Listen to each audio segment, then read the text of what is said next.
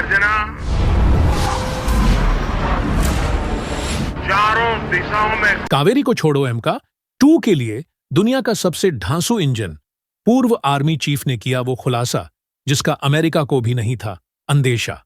Hypersonic missile से भी तगड़े तूफान के साथ भारत देगा सरप्राइज। दोस्तों, भारत एयरोस्पेस की दुनिया में एक बड़ा खिलाड़ी बनने की जद्दोजहद इस वक्त कर रहा है।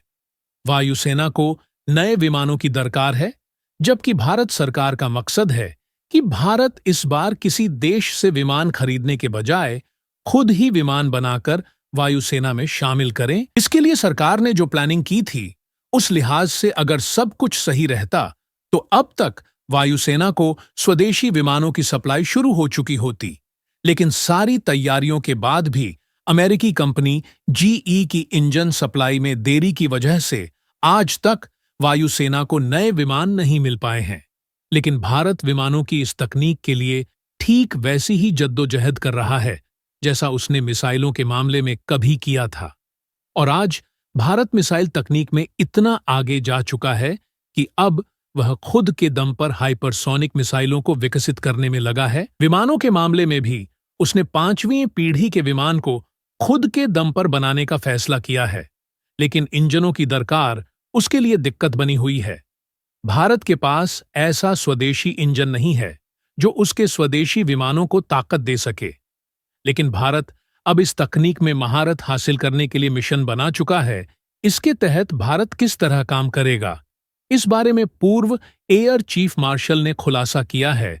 तो जानने के लिए पूरा वीडियो आखिर तक देखिए। एमका लड़ाकू विमानों के लिए भारत चाहता है खुद का जेट इंजन विदेशी पार्टनर के साथ समझौता करके भारत में ही करेगा। प्रोडक्शन एमका के 2 वेरिएंट में अलग अलग इंजनों का होगा इस्तेमाल। भारत स्वदेशी विमानों में तेजस विमानों के अलावा 5वीं पीढ़ी का विमान एमका बना रहा है। तेजस विमानों के लिए भारत ने अमेरिकी कंपनी जनरल इलेक्ट्रिक से करार कर रखा है, जबकि एमका विमान के 2 वेरिएंट तैयार होंगे, जिनमें एक एमका MK1 और दूसरा एमका MK2 होगा। एमका के पहले वेरिएंट के लिए भारत ने जनरल इलेक्ट्रिक के G414 के एडवांस वर्जन का इस्तेमाल करने वाला है, जबकि एमका MK2 के लिए वो 110 KN इंजन की तलाश में है। भारत एमके के लिए भले ही फिलहाल विदेशी इंजनों का इस्तेमाल करने वाला है, लेकिन भारत 5वीं पीढ़ी के विमानों के लिए अपना खुद का इंजन चाहता है, जिसे वह किसी विदेशी पार्टनर की मदद से भारत में ही बनाने की कवायद में जुटा हुआ है। इसके लिए भारत को सूटेबल पार्टनर की तलाश है। इस वक्त भारत के सामने कई विकल्प हैं, जिनमें से एक है फ्रांस। भारत और फ्रांस पुराने रक्षा पार्टनर हैं। एरोस्मिथ बड़ी ताकत है। भारत फ्रांस से आए राफेल और मिराज 2000 विमान इस्तेमाल करता है, जबकि उम्मीद है कि भारत फ्रांस के राफेल विमानों का और भी करार करेगा। भारत से इस करार को हासिल करने के लिए फ्रांस इस वक्त भारत को खुश करने में कोई कसर नहीं छोड़ना चाहता है। अमेरिका भी अपने F-21 विमानों का ऑफर भारत को दे रहा है, जबकि भारत को कई तकनीकियों का ऑफर दे रहा है।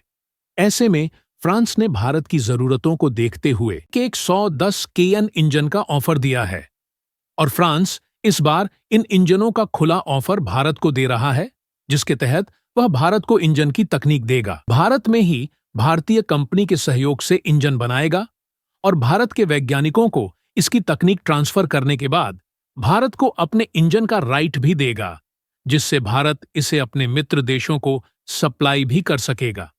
इसके अलावा फ्रांस इस इंजन के लिए जरूरी सप्लाई चेन भारत के अंदर विकसित करने में भी मदद करेगा।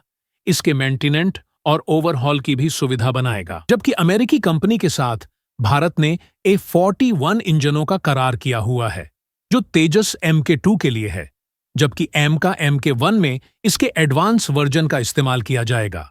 अमेरिका के साथ भारत का अनुभव अच्छा नहीं रहा है। अमेरिका ने तेजस इंजनों में ही इतनी देर कर दी है कि अब भारत एमका प्रोजेक्ट को भी उसकी वजह से लेट नहीं करना चाहता है। भारत अमेरिका और फ्रांस के बड़े बड़े दावों की वजह से अपनी उस पॉलिसी के लिए कई हथियारों की डील इन देशों से कर रहा था कि भारत के जखीरे में एक ही देश के हथियार न हो, जिससे कि कभी किसी तरह की विपरीत हालत बनने पर भारत की सुरक्षा व्यवस्था को कोई दिक्कत ना हो। लेकिन पश्चिम अपनी पुरानी आदत से बाज नहीं आ रहा है। वह तकनीकियों के ट्रांसफर में भी तमाम तरह के प्रतिबंध लगा रहा है। मतलब कुछ स्पेशल तकनीकियों को देने में आनाकानी कर रहा है। ऐसे में भारत के पास अपने पुराने और खास दोस्त रूस का दरवाजा खुला हुआ है। रूस 5वीं पीढ़ी का सुखोई 57 बना चुका है। रूस का विमान काफी भारी है, जबकि भारत का एमका उसके मुकाबले हल्का विमान है। रूस ने अपने सुखोई विमानों में जिस इंजन का इस्तेमाल किया है वह 176 केएन का इंजन है, लेकिन एमका के लिए 120 केएन ही पर्याप्त है। रूस की रोटेक कंपनी इसकी तकनीकियों को कम करके इसे एमका के लिए सूटेबल बना सकती है, जबकि रूस भारत को इस मामले में सबसे कंफर्टेबल फैसिलिटी दे सकता है। इसी वजह से भारत रूस के साथ उसके AL-57 इंजनों का करार करने की दिशा में बढ़ रहा है, जो भारत के एमका विमानों के लिए परमानेंट सॉल्यूशन होगा और इंजनों के लिए उसे इतनी उठापटक नहीं करनी पड़ेगी। एमका लड़ाकू विमान भारतीय वायुसेना को देंगे तूफानी ताकत। 5वीं पीढ़ी का स्टेल्थ विमान रणनीतिक शक्ति बनाएगा। अमोघ भारत का मकसद है कि वह 2030 तक एमका विमानों को अपनी वायुसेना में शामिल करे। हालांकि अभी इसकी एग्जैक्ट डेट बनाना मुश्किल है, क्योंकि अभी इसकी तमाम तकनीकों का विकास बाकी है, जबकि इंजनों की भी यूनिट अब तक तैयार नहीं हुई है। तेजस 2 के लिए 2 से 3 सालों में इंजनों की यूनिट तैयार होगी।